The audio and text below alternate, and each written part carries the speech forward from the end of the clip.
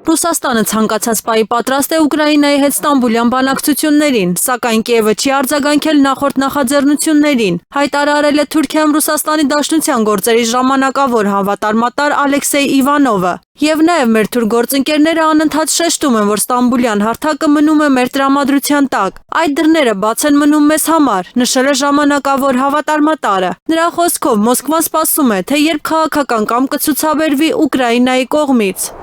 Ռուսաստանը միշտ գիտակցել է Եվրոպայի հետ հնարավոր պատերազմի վտանգը եւ անվտանգության միջոցներ է ձեռնարկել այդ դեպքի համար։ Նման հայտարարությամբ հանդես է եկել Ռուսաստանի Դաշնության նախագահի մամուլի քարտուղար Դմիտրի Պեսկովը։ Մենք միշտ հասկացել ենք, որ նման վտանգ գոյություն ունի։ Ուստի ըստ էության մեր շահերի եւ անվտանգության ապահովման բոլոր միջոցները նախապես ենք ձեռնարկել, նշել է Կրեմլի պաշտոնական ներկայացուցիչը։ Պեսկովը հավելել է, որ Մոսկվան կիսում է Սերբիայի նախագահ Ալեքսանդր Վուչիչի կարծիքը, որը հայտարարել է Եվրոպան պատերազմի նախապատրաստելու մասին։ Ռուսաստանի ղեկավարի ներկայացուցիչը հաստատել է, որ եվրոպական պետություններում ուժեղ պրոմիլիտարիստական տրամադրություններ են նկատվում։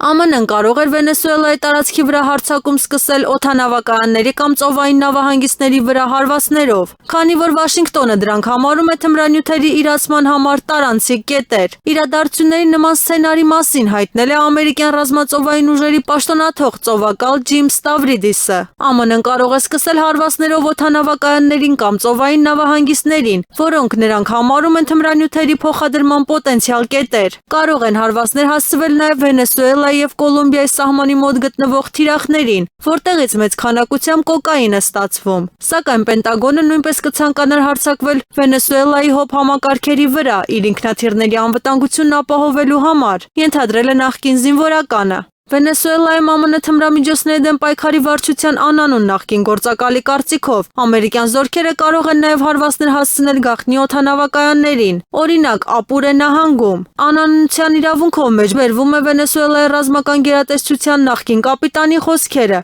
որը հնարավոր է համարել, որ ամերիկյան զորքերը կարող են հարձակվել Կատատումբո շրջանում թռիչքուղիների վրա, որտեղ օդային երթևեկության աճ է նկատվում կապված ԱՄՆ-ի կողմից թմրավաճառների դեմ պայքարի գործողության հետ։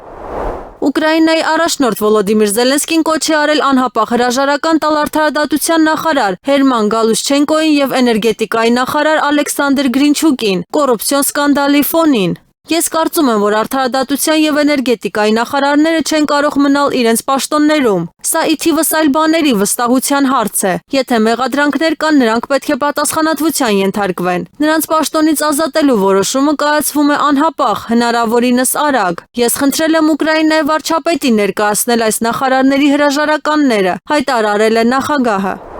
Եվրոպական երկրները առավել հակված են աջակցելու Ուկրաինային Ռուսաստանի հետ ռազմական հակամարտությունը շարունակելու հարցում, հայտարարել է Ռուսաստանի Դաշնության նախագահի մամուլի քարտուղար Դմիտրի Պեսկովը։ Նրա խոսքով ԱՄՆ-ն այս հարցում պահպանում է դադար վերցնելու դիրքորոշում, մինչդեռ Եվրոպան շարունակում է խրախուսել Կիևին չդադարեցնելու ռազմական գործողությունները։ Եվրոպացիները ցույց են տալիս միտում շարունակել խրախուսելու ռեժիմին պատերազմի շարունակման համար, նշել է Պեսկովը։ Կրեմլի ներկայացուցիչը նաև ընդգծել է, որ Ռուսաստանը դեռևս բաց է բանակցությունների համար, սակայն նման գործընթացը անհնար է իրականացնել միակողմանի, երբ Կիևյան ռեժիմը որևէ խոսակցության պատրաստ չէ։